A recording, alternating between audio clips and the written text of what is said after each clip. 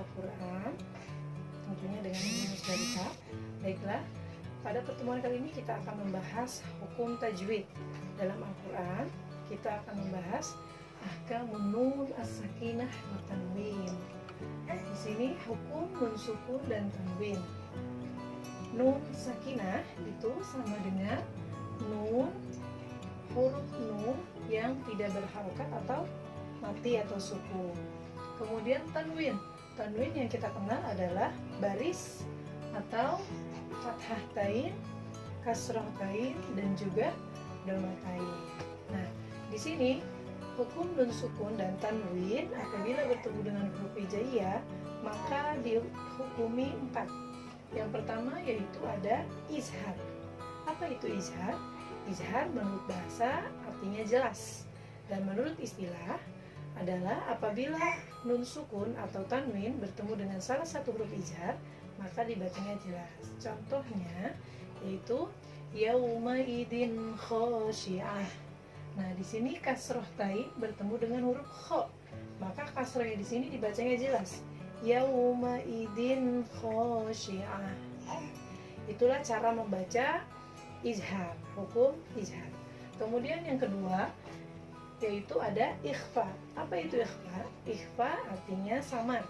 Nah, menurut istilah ikhfa apabila bertemu dengan nun sukun ataupun tanwin bertemu dengan salah satu huruf ikhfa yang mana yang jika dikumpulkan itu sidda sana kamja dasa sahsun kod sama dungto ibazid futuko ada 5. Itu hurufnya ada 15. Contohnya di sini dalam kalimat mil syai'in, maka nunnya di sini disamarkan bacanya, tidak jelas.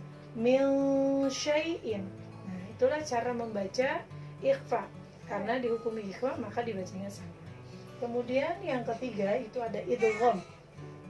Idgham di sini terbagi kepada 2 bagian. Ada idgham bigunah, ada idgham bila gunah. Idgham menurut bahasa artinya dengung. Nah, menurut istilah apabila nun sukun atau tanwin bertemu dengan salah satu huruf idgham maka itu dihukumi idgham bigunah ataupun idgham bila gunah. Idgham bigunah hurufnya ada 4, ya, nun, mim, waw. Kemudian idgham bila gunah hurufnya ada 2, lam sama ro. Contohnya hudal lil muttaqin. Dibacanya dengung. Tanwin fathatain bertemu dengan huruf lam, yaitu huruf idgham bila gunah. Kemudian hukum yang terakhir yaitu adalah iqlab. Iqlab menurut bahasa artinya membalikan. Menurut istilah apabila nun sukun bertemu dengan huruf iqlab yaitu hanya satu hurufnya ba, maka cara membacanya membalikan. Contohnya di sini dalam kalimat mim ba'di. Nah, nunnya itu dibalikan menjadi huruf mim. Mim ba'di.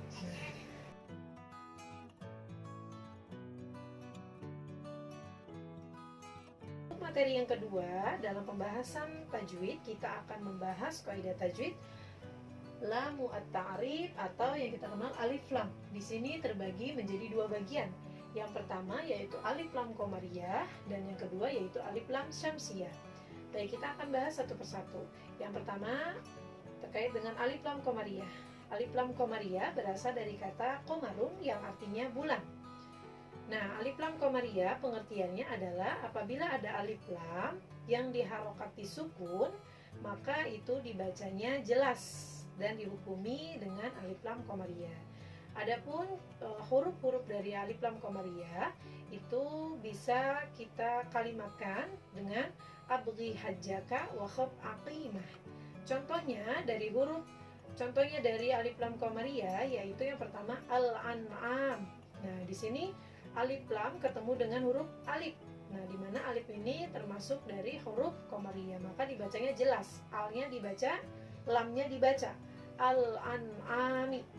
Kemudian yang kedua yaitu al-buruj. Nah, di sini juga lam bertemu dengan huruf ba yaitu huruf qamariyah, maka lamnya dibaca jelas karena lamnya juga sukun, itu sudah menjadi ciri.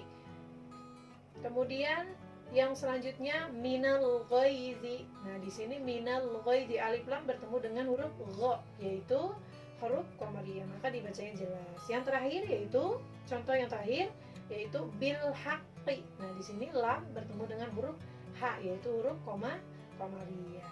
Nah, maka bisa disebut juga sebagai izhar qamariyah karena cara membacanya yaitu jelas. Kemudian yang kedua yaitu alif lam syamsiyah. Alif lam syamsiyah berasal dari kata syamsun, artinya matahari. Kalau kita analogikan, matahari itu memang wujudnya ada, tapi kalau kita lihat dapat merusak mata kita. Nah, maka tidak untuk dilihat, tapi kita rasakan manfaatnya yang luar biasa. Nah, di sini alif lam syamsiyah pengertiannya yaitu apabila ada alif lam yang tidak diberi harokat, kemudian kata selanjutnya itu diberikan harokat tasydid, maka cara membacanya yaitu dilebur atau idgham, dimasukkan. Contohnya di sini as-sholatu. Nah, di situ so, lamnya ada wujudnya tapi tidak terbaca, dan kata setelahnya ada tasydid, as-sholatu. Itu contoh dari alif lam syamsiyah. Cara membacanya yaitu dimasukkan atau idgham. Kemudian yang kedua wadduha. Nah, wadduha di sini ada alif lamnya, tapi alif lamnya tidak terbaca kalau penulisannya. Nah, dibaca tidak dibaca alif lamnya. Wadduha. Di sini huruf do itu termasuk dari huruf alif lam syamsiyah. Kalau kita gabungkan dalam kalimat tibsum masih rahman tafujib dani'am dasu alidon lil kiro. Nah, mudah-mudahan ada manfaatnya dan mudah-mudahan kita semua dapat memahami dan kita senantiasa ketika membaca Al-Quran mempraktekannya ketika kita membaca Al-Quran. Manfaatkan waktu kalian di rumah untuk belajar dan belajar. Sekian materi dari Ibu. Wassalamualaikum warahmatullahi wabarakatuh.